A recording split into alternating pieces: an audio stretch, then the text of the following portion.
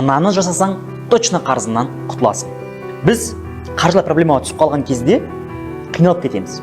Кейде драматизировать етіп жүреміз. Енді әркімде әртүрлі проблема ғой. Маған бұл бейтаныс бір жағдай емес. Мен өзімнің басымнан өте неше түрлі осы қарыздың аясында дүниелер өткен. Сондықтан да мен не айтып жатқанымды білемін. Адам неше түрлі қалыпты басынан өткереді, неше түрлі ой келеді. Бірақ бұның негізі шешімі біреу ғана.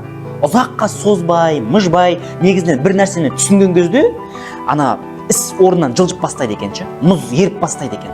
Қай кезде адам түсінгенде мына қарыз келеді адамды ояту үшін. Әрбір адамның ішінде алып бар.